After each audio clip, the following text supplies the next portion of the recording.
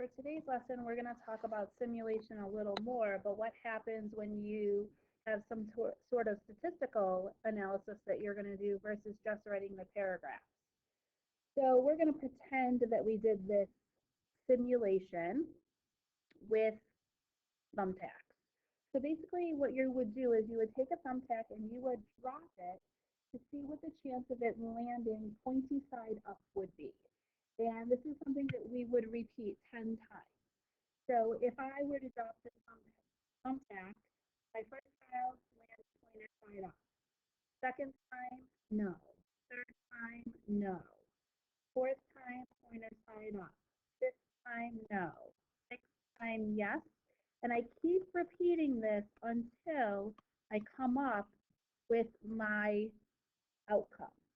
So my outcome, I have a probability of 5 out of 10 times that we land pointer side up.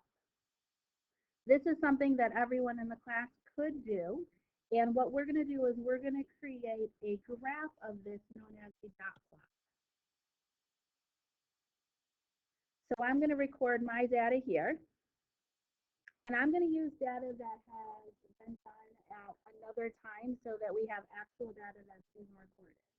So let me go ahead and record this data from a previous class. Each of the dots that I'm currently drawing represent 10 flips of the thumbtack.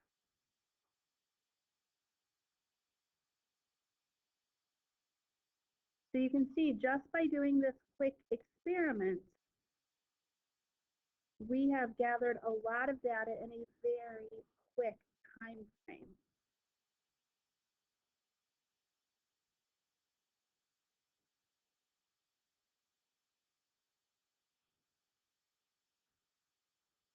Now, it's not going to be a perfect graphical representation because I'm not equally spacing things out, but it's going to be enough for us to get the idea of what's happening. So when you look at my dot plot, you can make some similarities and differences based on sampling distribution. So if I asked you what shape this looks like, most likely you're going to tell me that it resembles a normal curve. So I'm going to kind of roughly sketch that out. It might be a little bit off-centered based on our number line. The normal curve.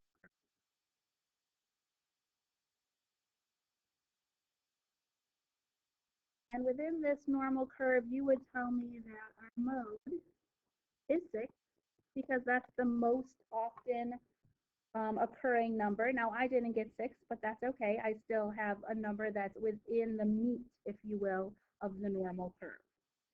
So if we wanted to talk about the chance that it lands up, we would go with our mode and say 6 flips, or there's a 60% chance that on any given trial, we would land 6 times out of 10 thumbtack pointing up. So we're going to take a look at what this type of simulation looks like in the world of statistics. So let's give this question a read. A radio station claims to its advertisers that the mean number of minutes commuters listen is 30. The station conducted a survey of 500 of their listeners during a commute. The simulation was run 1,000 times. So what's happening is inside of this dot plot, inside of this dot plot, there are 1,000 dots that represent 500 commuters. A lot of information stored within your picture.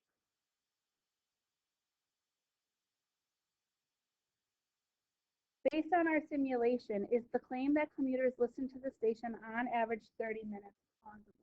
So in order to be plausible, we really want to be able to look at what happens in the majority of our information. And for us, when we think about this normal curve, the majority of our information is going to be found within what we're going to be calling the middle 95%. So that's 1 standard deviation, 2 standard deviations from the mean. This is going to be kind of where we're going to be focusing. So this is really going to be our mean plus or minus 2 standard deviations. Now, when you don't have the actual numbers, you're going to use just some common math in order to help us do that. So if we have 1,000 samples, that means we find 95% of 1,000. That means that in this plot, 950 dots represent our 95%. So we're looking for the piece that doesn't. That means there's 50 dots that are outside of the 95%. And if I take this and cut it in half, I'm looking for an area of 25 dots on each side that would be considered outliers. You can literally just count the dots to get to 25. Let's do that. 1, 2, 3, 4, 5, 6, 7, 8, 9. So I can see kind of roughly here, there's 25 dots on this side.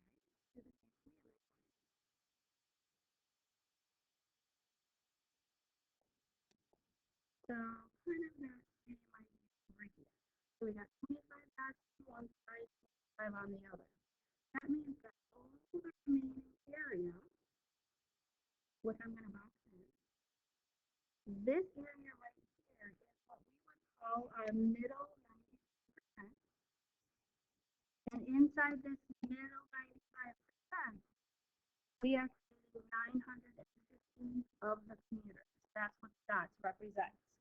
So if I'm being asked on average 30 minutes, is it plausible? Plausible means reasonable.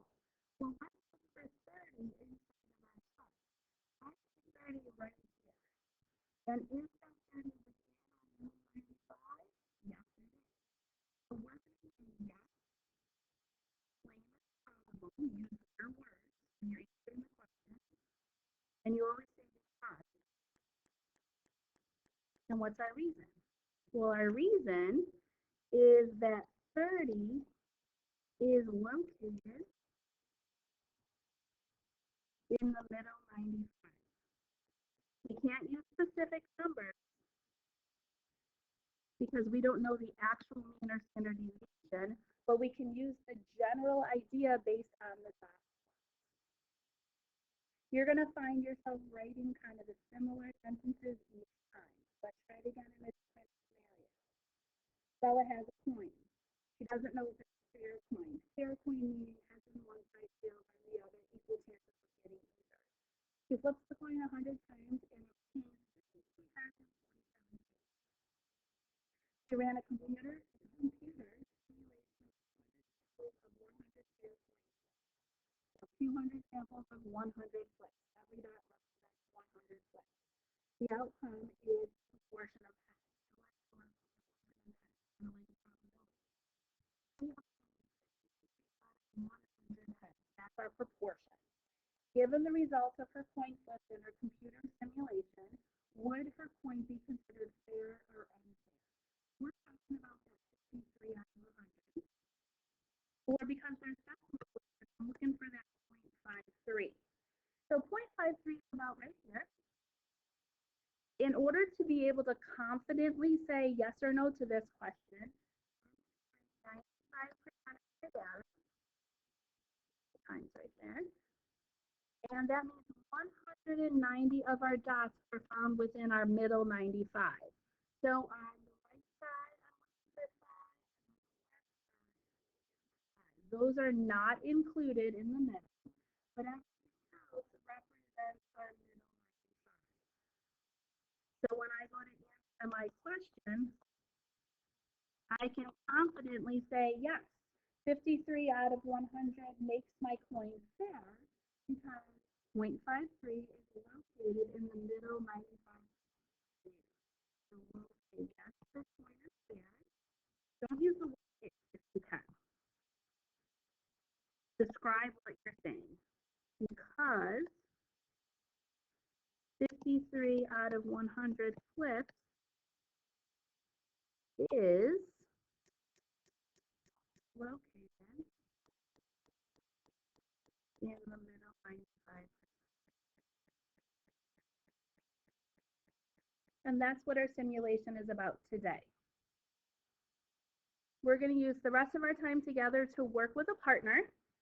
And the homework is